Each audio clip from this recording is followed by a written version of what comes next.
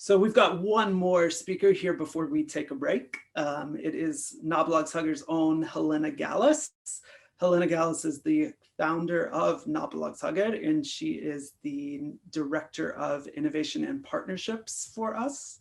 And I believe she said she's going to speak about world news and current events. So we'll see what that is.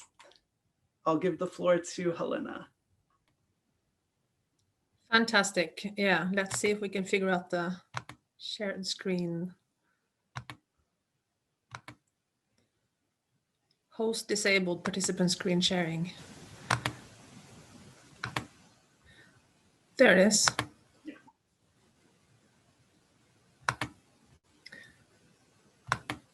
Oh, hang on. I have to do like this.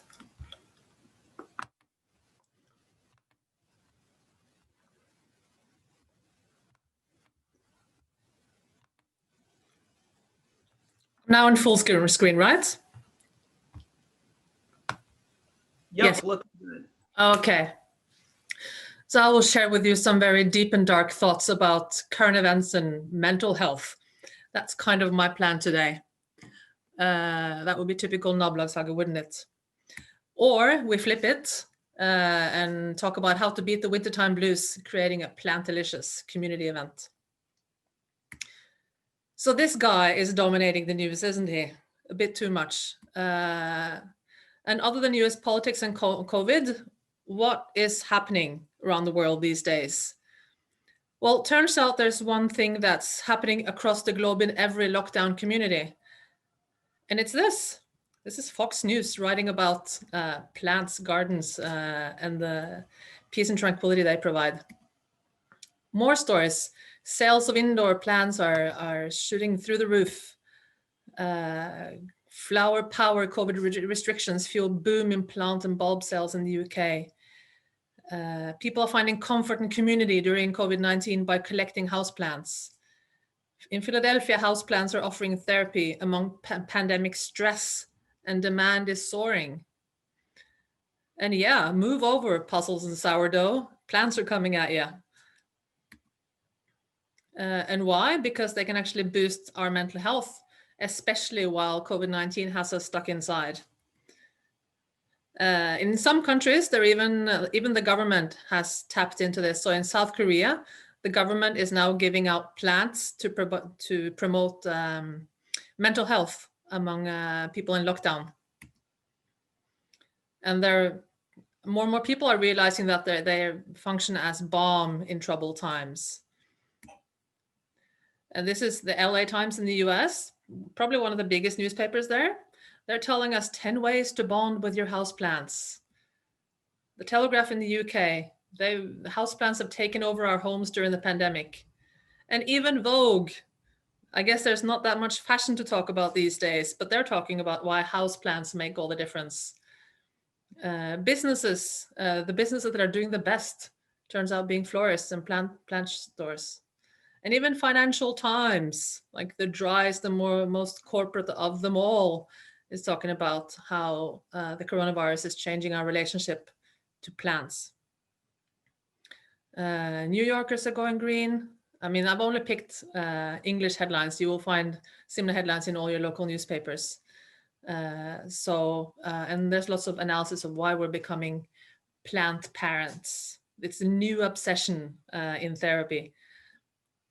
And also on the less serious side, like this is in Wales, gin runs and houseplants. That's how Cardiff Uni people are dealing with the lockdown.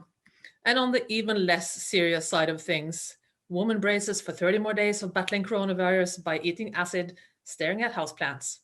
Maybe not the most solid news source for that one, but hey, it's all out there. It's what the world is talking about.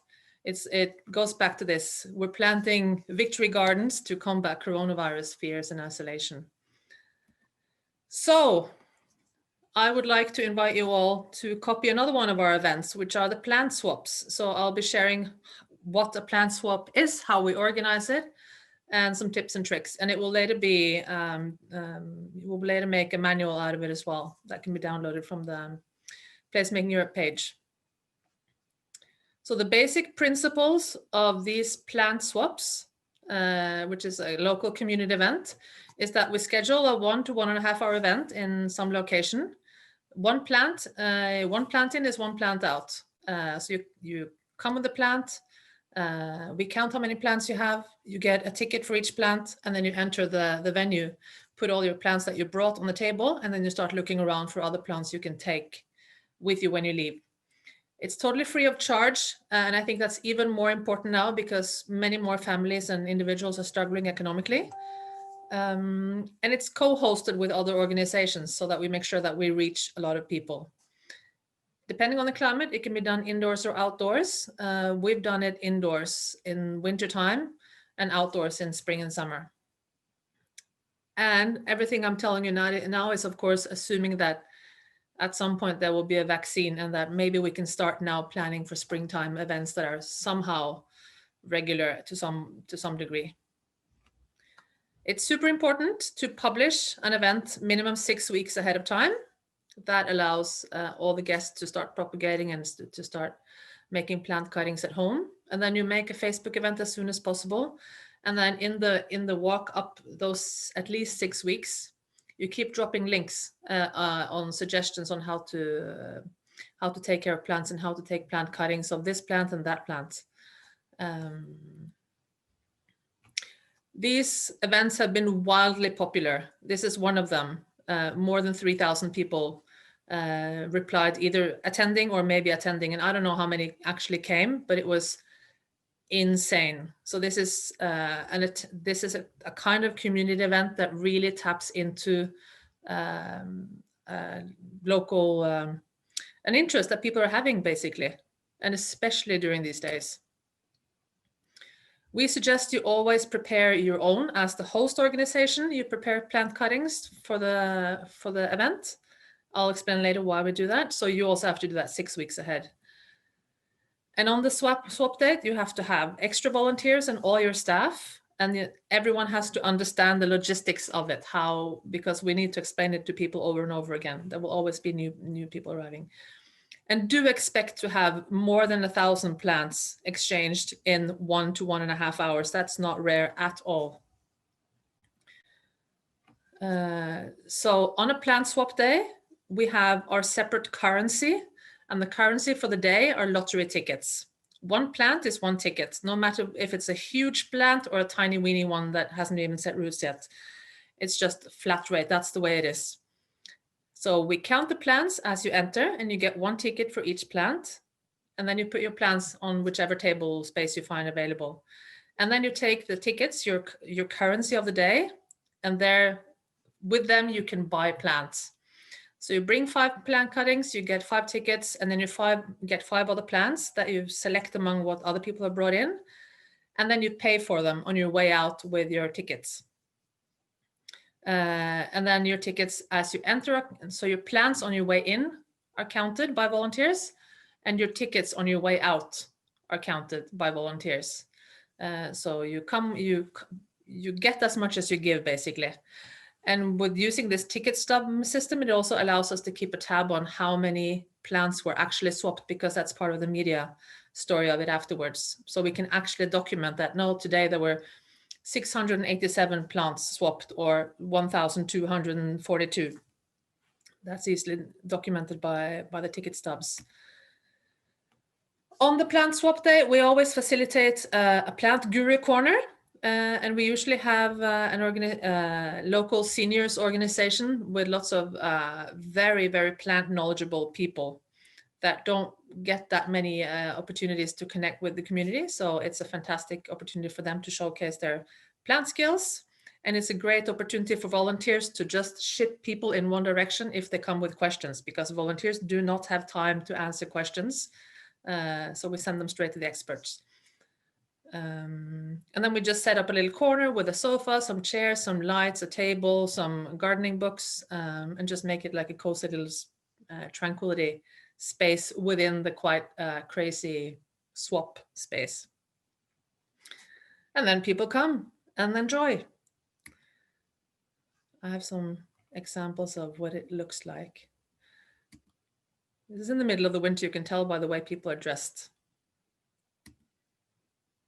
And it, like, as you see, most, like, the key target group will be women between 25 and 35, but it also lots of younger people, lots of families, lots of elderly people, children, teenagers, students, lots of students, because this is easy to do on a student budget. People take great care to make insulated boxes so that they can transport their plants to and from the venue without them getting cold damaged. And lots of boys and men show up as well. This is not a women's only event by far. And everybody loves a freebie, right? And that's the cuteness of the event, is that everything is free. And what you brought are just cuttings that didn't cost you anything either. I've listed some pro tips. One of them is that we, as the hosts, we always make a bunch of cuttings that we provide to the market. And they're the secret stash that we keep for the last 15 minutes, because by the end of the event, everything's been picked out and people are walking around looking for something nice, and it's only the saddest little ones left. So we need to bring some good stuff to the latecomers. Pro tip number 2 is to make sure to invite local media. This is such a nice local newspaper story. It's so visual. It's really easy to get quotes. People are so enthusiastic. So it's basically like it's designed for newspaper, so newspaper coverage. And then make sure you create a hashtag for social media so that you can build a community around it. And then make sure you post that one in the event up to the event, in the Facebook event, but also like writing it on big pieces of paper and posting it around in the room so that people know to hashtag it with Vienna plant swap or whatever. And the nice thing is that people also tag photos of their plant as it evolves. So here's one that's talking about a plant that she got a long time ago at a plant swap, and look at it now. So that's also kind of building an online community around this. It's also good to partner with a local community organization or a community hub or an NGO or a senior citizen facility or something like that, so that there will always be an excess of plants at the end, because people tend to bring more than they take back. So make sure you have someone that is interested in receiving the leftover plant babies. Another tip is to partner with a local plant service or gardener or landscaping company, because they always have a ton of plastic pots that they just throw out. And everyone coming to this event has a need for plastic pots. So it's a great way of not upcycling, but putting these plastic pots back into the cycle again, back in use. And then use the winter houseplant swap as a stepping stone for creating other community events, swapping other things. Because we are who we are, we've done seed swaps, we've done vegetable or garden plant swaps throughout the year. But it can just as well be other skills or other items. Or it can be a book swap. It can be anything that you set up in your community, but all over the same module, that one item is one ticket, and one ticket that's the currency of the day, and that will buy you the item that you get out. Of course, also you have to adapt to local COVID. The nice thing about organizing a plant swap like this is that it has zero risk. Because it means that we can see that if for some reason we have to postpone the event 2 weeks, 3 weeks, 5 weeks, it doesn't matter. The plants will not die because of that. They will only grow stronger, and there will be more and better plants when you finally have the event. So there's not the same kind of risk as you would have with other community events, where you might have to cancel the food and the timings out, whatever. Yeah, so you get beautiful moments like this in the middle of the winter. We're tapping into this life-saving for mental health, especially, to create great community events. So I suggest everyone here schedules houseplant swaps in February, garden plant swaps in March or April, depending a little bit on your climate. And the earlier you create the events for, the longer the community has to prepare and engage with. So if there's an event like this coming up in February, it means that we can post it already now, and it will provide a lot of people with a lot of meaningful activities during the winter months of the lockdown. So we're providing people with that hobby that they're looking for.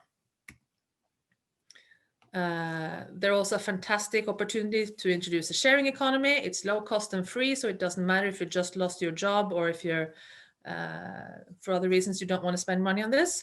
And a wise woman once said, the best plants are the stolen ones. So, you know, bring scissors to your dentist office and to the nearest shopping center that have plants and just snip off a little bit. Yeah, so it's a 1 hour or 2 hour event, a very short event, but the build-up, I think, creates lots of, like actually weeks of lockdown happiness. So it's really something everyone should consider. And going back to the news, this time from Anchorage in Alaska, give your houseplants some love now, and they will cheer you up all winter. Thank you for your attention, and good luck cultivating plant love and community enthusiasm during this winter of all winters. Thank you. Thanks so much, Helena. Stop share. Yeah, there you go. I just had to share. I was looking around my flat and I noticed that I have this little plant that I got at a plant swap 2 years ago in Oslo. It came in a milk carton and was about this big. So now it's a very nice plant that takes up a lot of space in my living room. So a really fun way to have something that has some intrinsic value and get some new plants in your house. So we'll take just about 5 minutes here before we stop for a break and respond to some of these questions that have been showing up in the chat. I think one of the first ones I saw come up here in the chat was, how do you get money to put on these events? So yeah, does anyone have a response to that? James, Paul, or Helena? How are you guys funding these really cool placemaking events? I can answer about ours. Basically, we've done them for free. They don't cost anything to host, and we've partnered with organizations. They can cover the cost of a venue, and then we've had lots of volunteers to step in and be there for the event and the cleanup and all that. So it doesn't really cost. That's a very low cost event to organize, except for the staff hours in prepping and planning.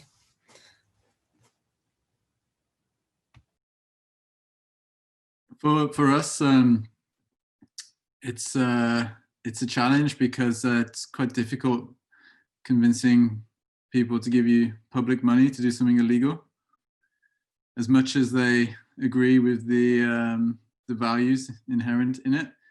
And that's why we've taken the decision to start working with artists to release prints that will hopefully generate some income, so that we can keep doing more actions. And because it costs 30-40 euros to print one image for these ad shells. Obviously there's cheaper ways to do it, DIY. If you just buy like some cheap thin paper and use some markers or pens. But yeah, we're totally self-funding, and yeah, trying to find a solution to getting access to some of the abundance of public funding that's available in Norway. Thanks. I see one more question we can take before we take a break for Paul. How do you engage the neighborhoods? You mentioned you would nowadays do a bit more information beforehand. Can you explain a bit more on that? Mm-hmm. Yeah, it was like referring on this specific project back then.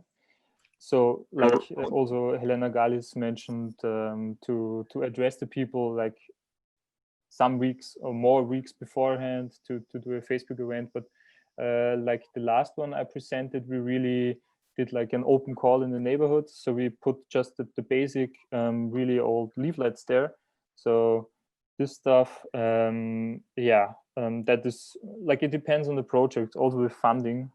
So some of the projects are funded, other ones we are still all on a voluntary basis. We are mostly students. So yeah, maybe this answers both questions somehow. Great. Thanks so much, Paul, James, and Helena. I know that I am empty, and it's also American Thanksgiving, so I'm going to put some Thanksgiving food in the oven while we take a little 5-minute break here.